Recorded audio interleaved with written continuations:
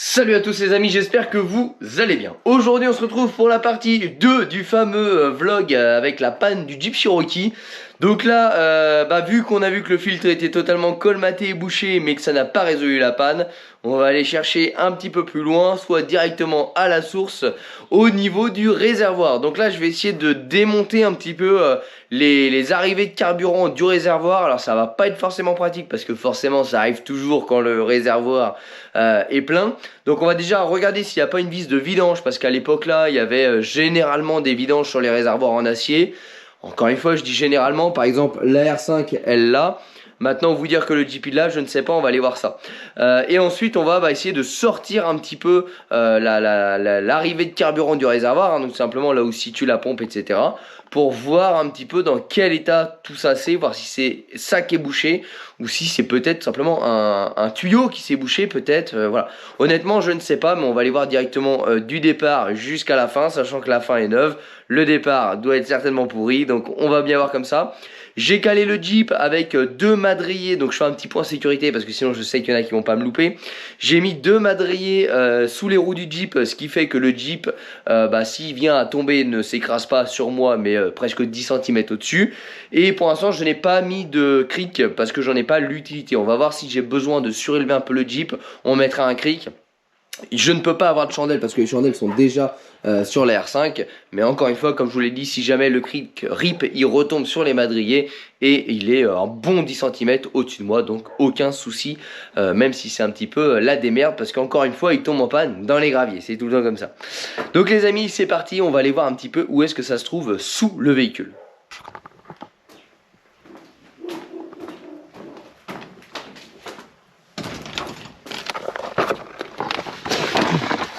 Bon, on se retrouve sous la voiture, voilà. Le réservoir est ici, donc il tient avec des sangles, il y a tout un truc un petit peu de protection pour le tout-terrain. Et ici, on a deux tuyaux qui partent, donc je pose aller-retour de gasoil avec une bague. Donc on va essayer de démonter la bague ici. On a un petit capteur ici qui doit être tout simplement le flotteur. Et je n'ai pas vu de vidange quelque part par là.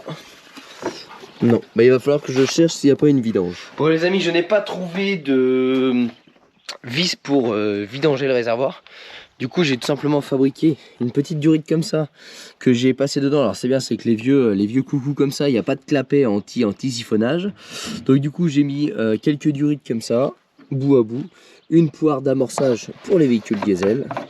Et on va encore réussir à faire quelque chose qui fonctionne pour vidanger tout ça. Même sans tout vidanger, il faudrait qu'on arrive quand même à retirer une partie.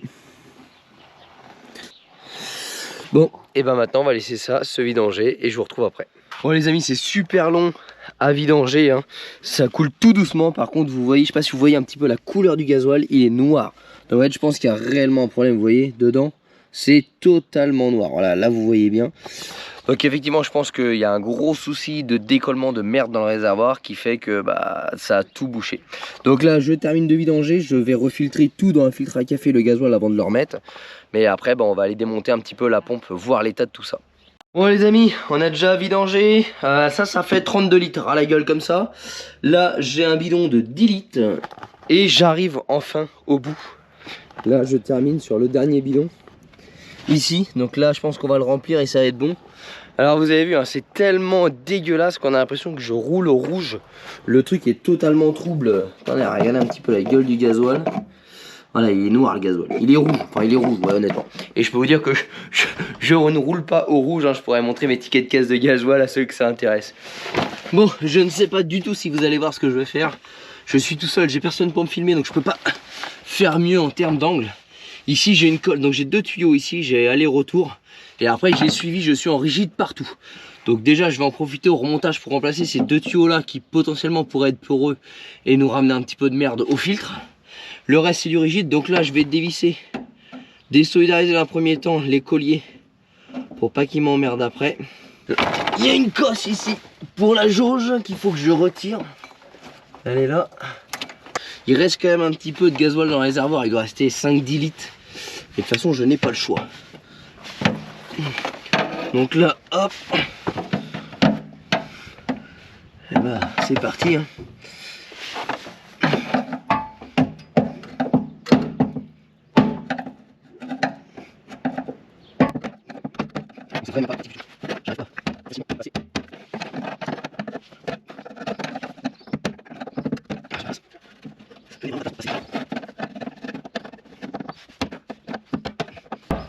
Ah ça y est, ça a l'air d'être débloqué. Alors déjà ça sort.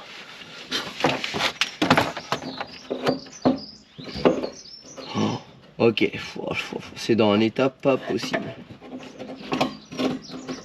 Oh là là, tout est bouché. Vous allez halluciner. Oh putain de merde.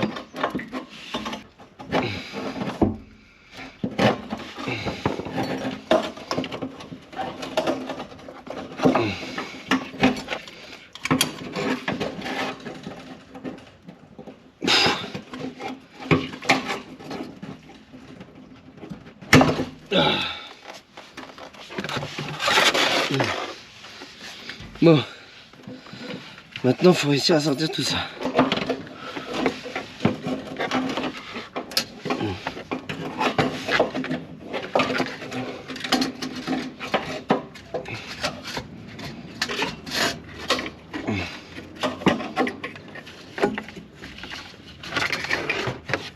Bon, ça y est, on a démonté la pièce. Bon, je pense que le problème est plus grave. Voilà, là c'est... Alors, je pensais moi-même que c'était pas possible que des éléments roulent dans du gasoil, puisque du gasoil c'est par définition gras. Je me suis peut-être trompé, ou alors il est resté vraiment très longtemps à l'arrêt sans carburant dedans. Donc déjà, voilà pourquoi il est très important de jamais stocker vos véhicules longtemps sans carburant. Mais c'est un peu plus, je dirais que c'est un peu plus loin que ça, parce que là on voit que c'est de la rouille. Donc je dirais que peut-être que le carburant avait été stocké ici et là il est hors d'eau. Sauf qu'en fait, vous voyez, on a une couche noire ici. Voilà, vous voyez, ça fait vraiment une couche un petit peu d'huile cramée. C'est tout mou et c'est ça qui est venu tout boucher. C'est même pas la rouille. Et je pense sincèrement que ce truc-là a roulé à l'huile de friture. Et que cette dite huile de friture, eh ben, c'est à tout dégueulasser. Parce que l'huile de friture, quand vous roulez à l'huile de frite, il faut vraiment que l'huile décante, etc. Il y a tout un processus de nettoyage. Et si vous la mettez mal décantée, vous avez tout ce dépôt-là. Donc ça, à mon avis, ça a tourné ça. Sauf que le problème, c'est qu'il n'y a pas de pompe de gavage. Donc ça veut dire que le gasoil est tiré par aspiration de la pompe haute pression. La pompe haute pression aspire bien vu qu'elle met sous pression, donc ça veut dire qu'on a un bouchon quelque part dans le circuit de carburant, ce qui est pas cool du tout. Donc là je vais essayer de faire un montage à blanc avec peut-être une durite en direct dans un bidon. Donc mettre ça dans un bidon et brancher une durite en direct sur le réservoir. Voir un petit peu si ça prend du gasoil, si ça tourne, pour bien valider mon idée que ce soit un bouchon sur le circuit quoi. Donc c'est parti. Avant de démonter tout le circuit de carburant, on va aller faire un petit test avec une durite. Brancher une durite en direct dans un bidon, démarrer. Si ça marche parfaitement, tout va bien. Si ça marche pas, ça veut dire que le problème n'est pas entre le réservoir et la pompe. Donc il va falloir trouver. Donc c'est parti. Sortie de réservoir, on a 30 cm de durite souple et après on va sur les conduites rigides qui arrivent juste dessous. L'une mène ici sur la durite que j'avais changé quand on avait changé le démarreur, qui consiste tout simplement à alimenter le filtre à gasoil, donc c'est l'arrivée de carburant. Et ensuite l'autre c'est le retour de gasoil, c'est celui-ci. Donc là vous voyez, voilà, la durite elle est juste au bout de mes doigts et elle repart jusqu'au réservoir celle-ci. Donc on va tout simplement débrancher ici pour s'assurer que ce soit bien bouché en amont. On va débrancher ici, on va foutre un tuyau dans un bidon. Si ça tourne nickel, et ça va être la merde parce qu'il va falloir déboucher. Et si ça tourne pas nickel, ça va être aussi la merde parce que ça veut dire qu'il y a un problème voilà, au niveau de la pompe à injection. Bon voilà en gros en quoi ça va consister. J'ai déjà préparé mon petit tuyau, tout ça. Là on va faire l'arrivée par un tuyau. Donc là vous vous souvenez, normalement ça dégueule ici. Donc là je refais un petit branchement directement au tuyau. Voilà. Tac tac tac, en mode MacGyver. Après tu fous ça dans le coffre et c'est bon, la bagnole elle repart pour 300 000. Si jamais c'est bouché, 2 sangles, un bidon, c'est bon, on remplace le réservoir. Bon, blague à part, tac. Là j'ai mis une petite poire d'amorçage, un petit bidon de gasoil, ça c'est mon nouveau réservoir tout neuf. Voilà, on pompe. On va venir blinder en gasoil ici. Donc ça en fait c'est tout simplement la même chose que ça. Sauf que ça va marcher beaucoup plus vite de pomper avec ça que de pomper avec ça. Donc là, voilà. Vous entendez? Voilà. On vérifie, ça c'est dur, ça bouge pas. Maintenant, bah, on va démarrer. Et verdict.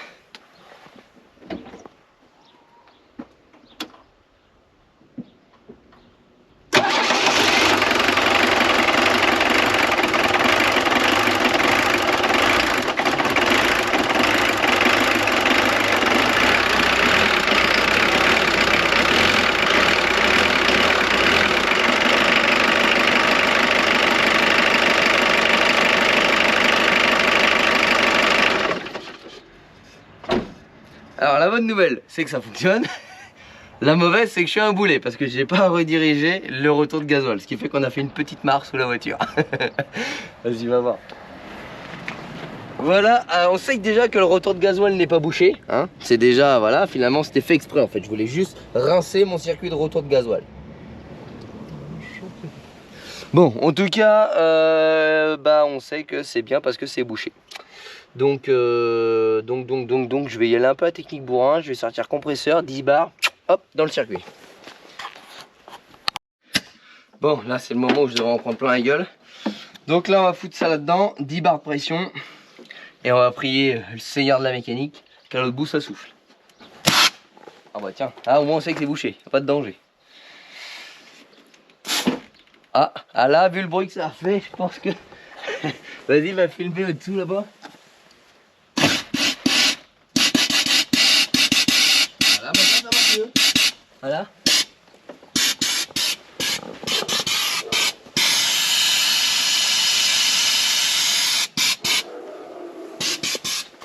Bon, donc c'est sûr et certain, on avait bien un bouchon dans l'arrivée de gasoil. En fait, tout à l'heure, j'ai mis 10 bars. C'était tellement bouché qu'en fait, le truc, il a comme ça. Et au moment où ça s'est débouché, bah, je sais pas si vous allez l'entendre à la caméra, mais nous, on l'a entendu. Donc, j'ai aucun doute, c'était bien ça le problème. Donc, maintenant, ah oui, ça a bien débouché, oui, effectivement. Il y a eu un carnage, là. Ah oui, ça a débouché quelque part par là. Putain. Oh la vache. Ouais. Bon, l'avantage c'est que c'est propre.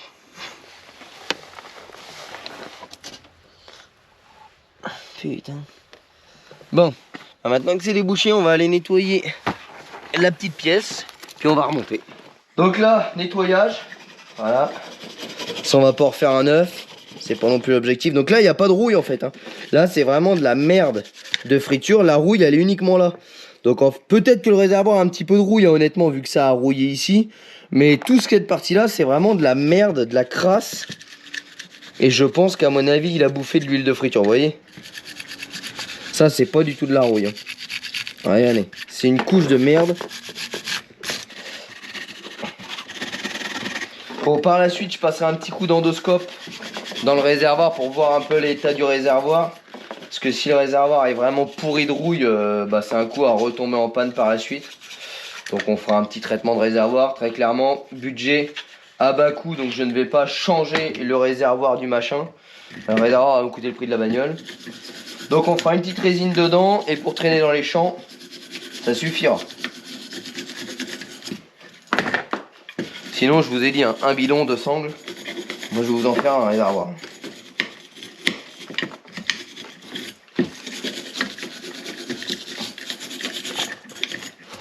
Ah, il y a un petit peu de nettoyage. Petit placement de produit.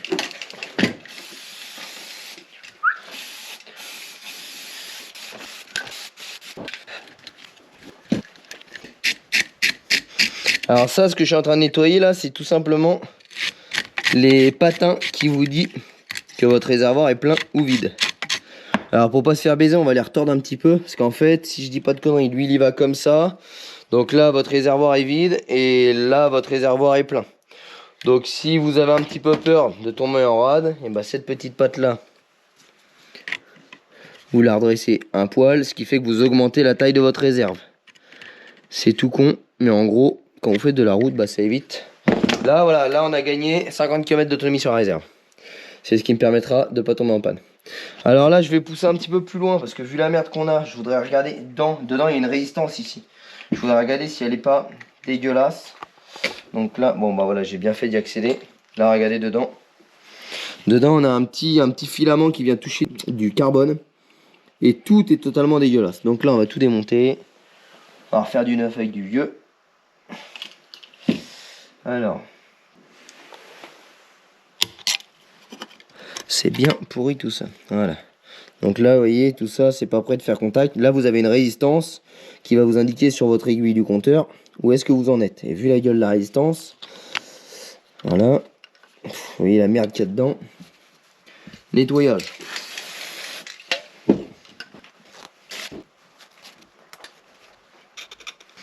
Voilà, là vous avez un petit aimant, enfin une petite piste en fait qui vient frotter sur la piste ici.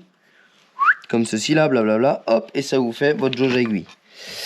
Un petit coup de nettoyage là-dessus.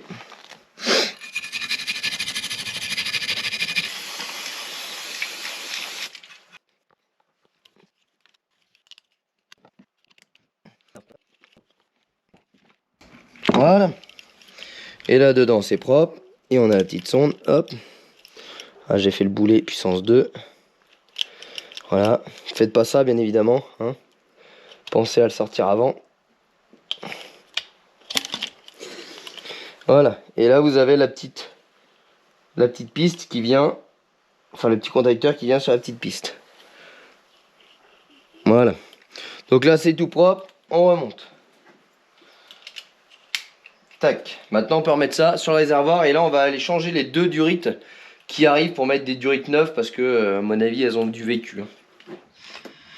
Bon là on attaque le démontage des durites d'origine. Donc ça c'est pourri.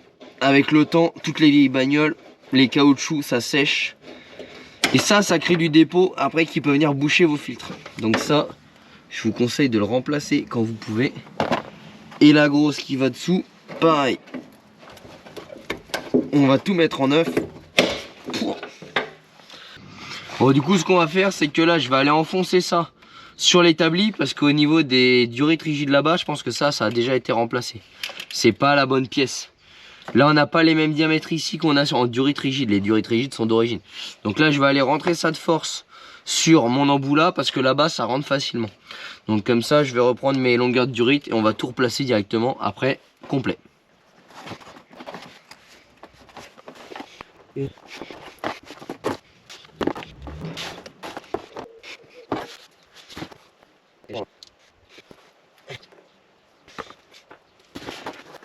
Bon voilà, on a tout préparé. Maintenant on remboîte le tout là-dedans. Alors.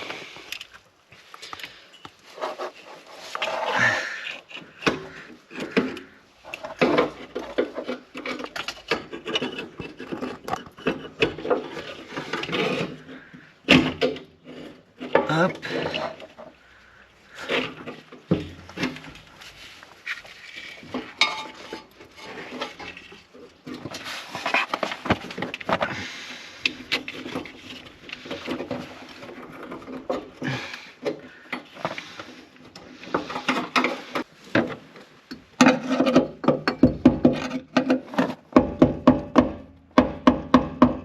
Là ça vient visser ma bague, il vient comprimer sur le joint. J'ai une butée ici donc je peux pas aller plus loin. Et maintenant on n'a plus qu'à tout rebrancher. Donc là on avait le petit qui allait là, avec le petit collier ici qui va bien. Paf, là on avait la petite protection. Hop.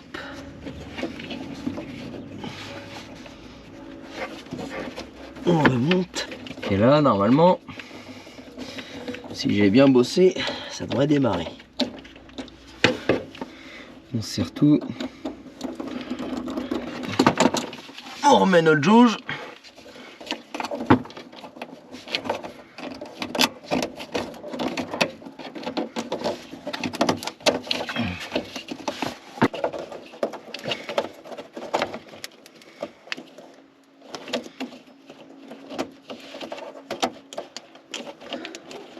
Voilà, on réamorce le circuit, on met du gasoil et on essaye. Bon, là je remets 10 litres de gasoil dans le réservoir, le temps d'amorcer tout ça. Hop. On va devoir refaire un amorçage du filtre à gasoil. Donc là je vais monter ma poire comme j'ai fait tout à l'heure, mais en fait à l'inverse. Pour tirer en fait le carburant que je mets là vers le réservoir. Mais avec ma pompe, ça va aller beaucoup plus vite qu'avec le truc d'origine de la voiture. Bon, là en gros ça va consister en quoi? Ça c'est mon arrivée de gasoil, mais du coup tout est désamorcé vu que j'ai soufflé dedans. Donc plutôt que de me faire chier à amorcer avec ça, qui est une vraie galère, je vais brancher ma poire, celle-ci dessus. Donc là je vais venir chanter comme ça. Il y a beaucoup de chantage hein, dans cette vidéo là. Voilà. Bon. Hop, et là je vais amorcer mon gasoil beaucoup plus facilement avec ça. Donc là je vais tirer ce qu'il y a dans le réservoir pour l'amener. Voilà, et là à mon avis ça commence à s'amorcer. Voilà, donc là théoriquement quand je vais retirer ça je devrais prendre une petite douche qui est significative du bon amorçage.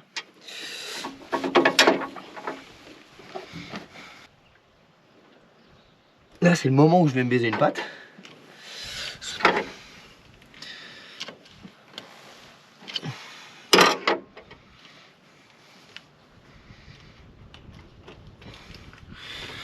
J'étais mes 10 ans.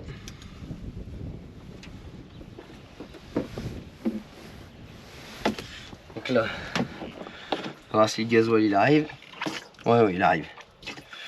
Bon, j'étais pas du tout mes 10 ans, j'étais plutôt bon. Mon collier. Et là, c'est là où il faut que je sois rapide.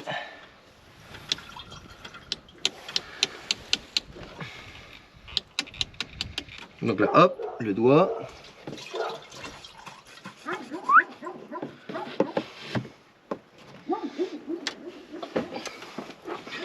Et là,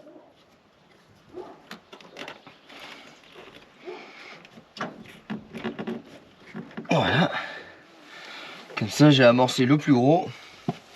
Donc ça, c'est juste pour pas me faire chier à amorcer 3 plombes avec ça. Parce que c'est vraiment galère. Et là, on termine. Et normalement, si j'ai bien travaillé, ça devrait marcher pas mal. Allez, verdict.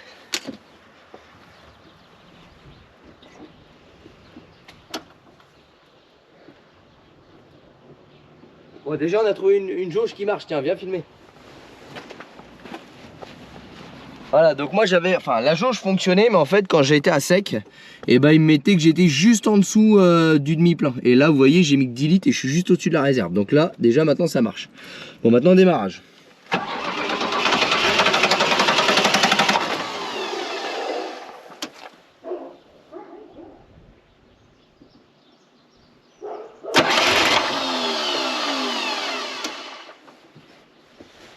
Bon là c'est histoire d'amorçage.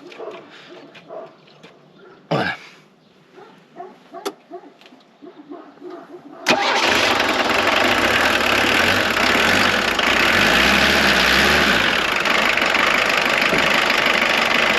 Alors là, il va y avoir un peu d'air qui va passer, donc il va tourner un peu moyen. Là, ce qu'il faut observer, c'est que la pompe ne soit pas en dépression comme avant. Pour l'instant, ça marche plutôt pas mal. Vous voyez, avant, je pouvais plus faire ça. Là, maintenant, c'est bien. Avant, ça arrivait tellement pas à tirer le gasoil que ça s'écrasait. Là, elle reste stable. Fais gaffe à ton bras dans le ventilo. Là, ça reste stable. On va laisser tourner 1 minute au ralenti. Mais ça me semblerait pareil.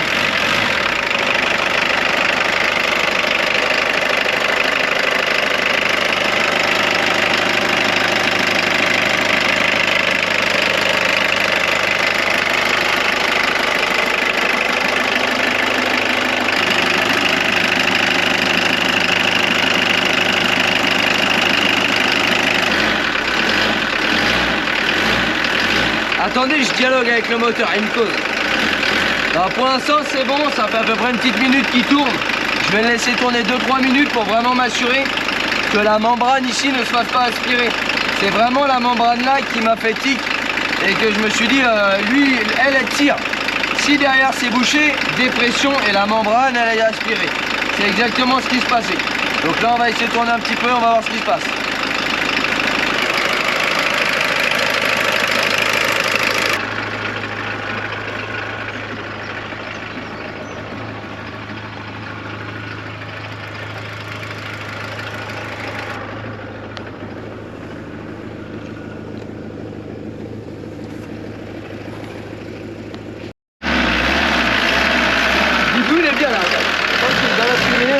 je suis bien là.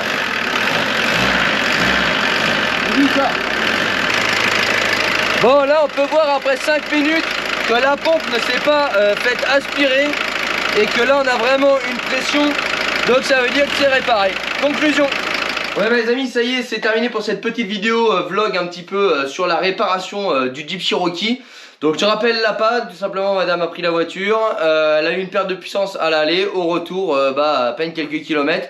Perte de puissance jusqu'au calage. Moi j'ai pu redémarrer plusieurs fois en coupant le moteur dans chacune des descentes, en redémarrant en côte, et j'avais clairement un problème d'arrivée de gasoil. Première étape dans la vidéo précédente, on a changé le filtre à huile pensant que c'était ça, et là on s'est aperçu que le filtre à huile était rempli de je sais pas quoi, qui était vraiment dégueulasse, totalement colmaté. On l'a remplacé mais toujours le même problème, donc il n'y avait pas 50 solutions, c'était bouché ailleurs. Donc on a sorti tout le système qui est dans le réservoir. J'en ai profité pour réparer également ma petite jauge de carburant. Et j'en déduis que le problème, encore une fois c'est avec des déductions, hein, il est de 89, je ne sais pas ce qu'ils ont fait les anciens propriétaires avec. Mais j'en déduis qu'il a roulé à l'huile de friture, ça s'est un petit peu foutu partout parce que l'huile n'avait pas été correctement filtrée, n'avait pas totalement décanté. Et moi quand j'ai fait les nettoyages, bah, ça a tout simplement décollé ce film noir gras, alors vous m'excusez j'ai du gasoil partout. Ça a tout simplement décollé ce film gras partout sur les parois et ça s'est agglutiné dans la tuyauterie jusqu'au filtre et ça a totalement tout bouché. Alors oui, le Mecaren Eco 10 000 fonctionne parfaitement, en voilà la preuve. Si ça vous intéresse, il est en description de la vidéo. Donc encore une fois, c'est pas le problème du Mecaren Eco 10 000 hein, qui a fait ça. C'est tout simplement la merde qui est dans le réservoir. Quand vous mettez un nettoyant, le but c'est de nettoyer. Donc là ça a nettoyé mais il y avait trop de merde, du coup ça a bouché. Donc voilà, prenez soin si jamais ça vous arrive de contrôler comme je l'ai fait et de pas bêtement aller chez le garagiste. Généralement quand le gasoil n'arrive pas, on commence par le filtre, les durites, la pompe et après ça devient compliqué. Donc là on a tout contrôlé les amis, c'est terminé, c'est réparé. Au final la durite qui allait du réservoir jusqu'à la pompe haute pression était bouchée. On l'a débouché en lui mettant 10 bars dedans et encore que il a fallu s'y reprendre à plusieurs fois. Et maintenant ça fonctionne. Donc pour arrêter l'histoire, c'est réparé et on n'a même pas eu besoin de vidanger le moteur. Alors ça c'était intéressant. Bon les amis, n'hésitez pas à nous rejoindre sur les réseaux sociaux, Facebook et Instagram, tous les liens sont en description de la vidéo si vous voulez suivre un petit peu mes galères au quotidien. Et n'hésitez pas non plus à vous abonner à la chaîne YouTube en bas à droite à la fin de cette vidéo là et mettre la petite cloche pour recevoir la notification pour les futures vidéos, que ce soit sur l'Audi R8, sur la restauration de la R5 Alpine Turbo, sur les tests produits mais aussi sur mes galères au quotidien. Allez les amis, à très bientôt, ciao.